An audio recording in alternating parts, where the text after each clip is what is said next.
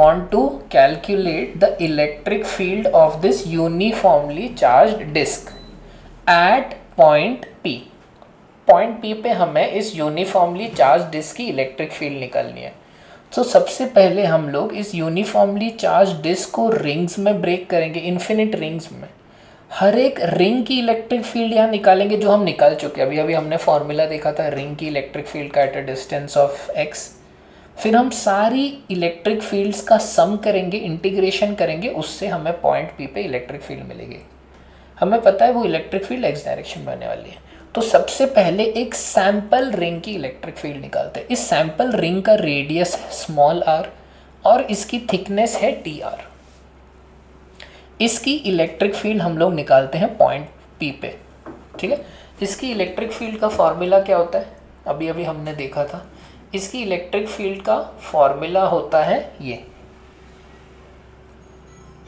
इस sample piece की electric field का फॉर्मूला है वो कितना होता है, k dq x upon x square plus r square whole raise to 3/2।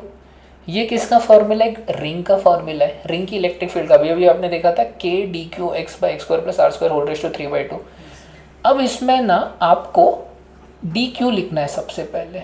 dq कितना होगा, dq हम लोग ना इंटीग्रेशन इसमें करने वाले r में, वेरिएबल r, क्योंकि अलग अलग रिंग्स, इसको हमने रिंग्स में ब्रेक किया, अलग अलग रिंग का रेडियस अलग अलग है स्मॉल r। हम लोग ना स्मॉल r में इंटीग्रेशन करने वाले हैं। तो है ना हर चीज़ को स्मॉल r के टर्म्स में लिखना है। ये तो ऑलरेडी स्मॉल r है। x देखो x कांस्टेंट है सारी रिंग्स के लिए, ये रिंग के लिए भी x परपेंडिकुलर डिस्टेंस है ना। What is x, the perpendicular distance. सारी रिंग्स के लिए परपेंडिकुलर डिस्टेंस तो सेम है, सबके लिए x सेम है, r अलग अलग है स्मॉल r। अब आपको ना dq को लिखना है स्मॉल r के टर्म में। देखो dq क्या होता है, charge per unit area into area. dq का मतलब क्या हुआ, charge in this infinitesimal ring, जो हुआ charge per unit area into area.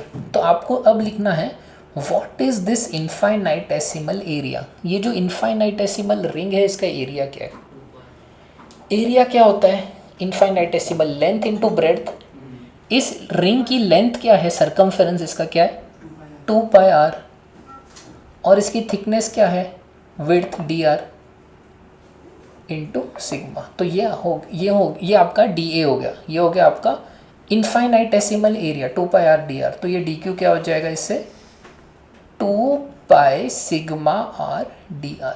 ये हो गया आपका dq। यहाँ पे आप देख सकते हो 2πr dr इंटू सिग्मा, ये आपका dq हो गया। अब आप क्या करोगे, ये dEx में dq को सब्स्टिट्यूट कर दोगे ऊपर से जो लिखा, तो ये आपका फॉर्मूला हो जाएगा dq का, ठीक है। dE का फॉर्मूला इस तरह से आ जाएगा, समझ गए, ये आपका फॉर्मूला आ गया।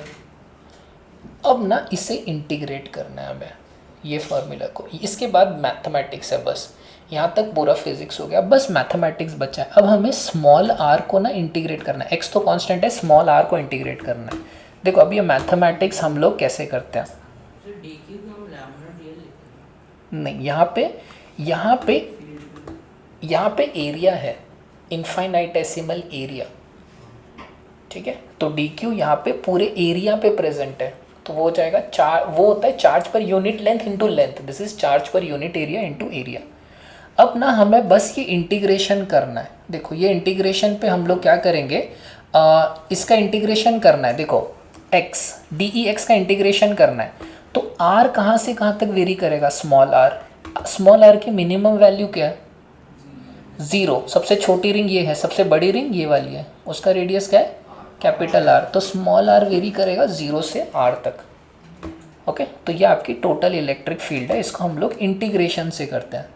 तो इसमें जो भी चीज़ कांस्टेंट है ना उसको अपन बाहर ले लेते हैं। एक मिनट, ये पाई सिग्मा जो है इसको बाहर ले लेते हैं, 2 को थोड़ा रहने देते हैं अंदर। तो अब ना इस इंटीग्रेशन पे आप फोकस करो, बस आपको ना ये स्मॉल r कांस्टेंट नहीं है ना, स्मॉल r अलग अलग है अलग अलग रिंग के लिए। देखो स्मॉल r क्या है, रेडियस, ये रिंग का तो स्मॉल r अलग है, छोटा है, ये रिंग का स्मॉल r ज़्यादा है, small r is the radius. अब आपको ना स्मॉल r को इंटीग्रेट करना है।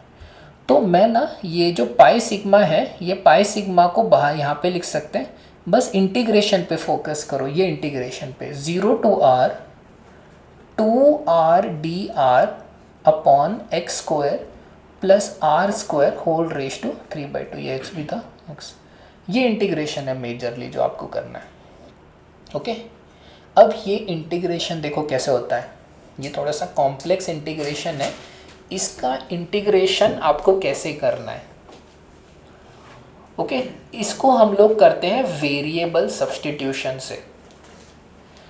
इसको हम लोग देखते कैसे हैं, कैसे इसको इंटीग्रेट करें। देखो ये 2r dr ना थोड़ा फेमिलियर लगना चाहिए आपको। What is d by d r of r square? 2r। तो मैं ऐसे लिख दूँ d ऑफ आर स्क्वायर को 2r dr करके लिख दूँ, है ना। तो ये 2r dr जो है इसको मैं d ऑफ आर स्क्वायर करके लिख सकता हूँ एक तरह से, समझा। ओके अब मैं आपसे एक और क्वेश्चन पूछता हूँ, what is d by d r of x square plus r square? ये कांस्टेंट है, x तो कांस्टेंट है, तो ये क्या हो गया 2r dr, ठीक है 2r। ओके तो मैं इसको ऐसे लिख दूँ d of x square plus r square is 2r dr। Okay this is the recognition. देखो अब हम लोग क्या करेंगे ना, ये 2r dr को मैं ऐसे लिख दूँ d of x square plus r square upon x square plus r square whole raise to 3/2। दिख रहा है, ये दिख रहा है आपको। अब यहाँ पे आपको समझ में आएगा वेरिएबल सब्स्टिट्यूशन। अगर मैं इस पूरे को एक वेरिएबल बुलाऊं s, let s equals x square plus r square, तो ये पूरा इंटीग्रल क्या हो जाएगा d of s upon s raise to 3/2 which is what s raise to minus 3/2 ds का इंटीग्रेशन। ओके समझा, ये आपका इंटीग्रेशन। तो ये कॉम्प्लिकेटेड इंटीग्रेशन ना ये सिंपल इंटीग्रेशन में कन्वर्ट हो गया है। अब ना हमें फाइनली ये इंटीग्रेशन करना है। ये देखो ये इंटीग्रेशन अब कैसे होता है, 0 to r 2r dr upon x square plus r square whole raise to 3/2। इसको हम लोग कैसे लिखते हैं, s नए वेरिएबल में लिखा है ds s raise to minus 3/2। Final चीज़ करना है, लिमिट को भी सब्सटीट्यूट करना है। यहाँ पे लिमिट का मतलब क्या है, small r varies from 0 to capital R, small r varies from 0 to capital R।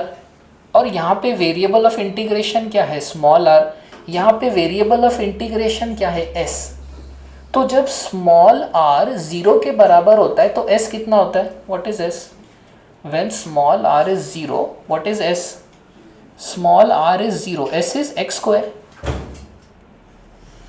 When small r is capital R, देखो small r कहाँ से कहाँ वेरी कर रहा है, 0 से कैपिटल R।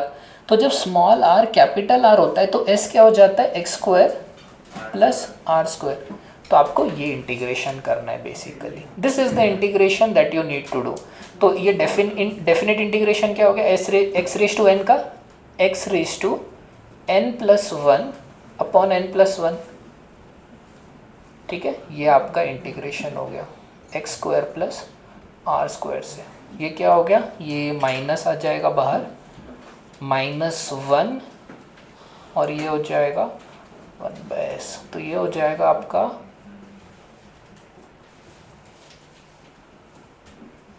एक्स स्क्वायर से x square plus r square, ठीक है। इसको थोड़ा सा ना यहाँ पे लिख देता हूँ मैं। So this becomes equal to minus of 1/, oh sorry ये रूट रहेगा, सॉरी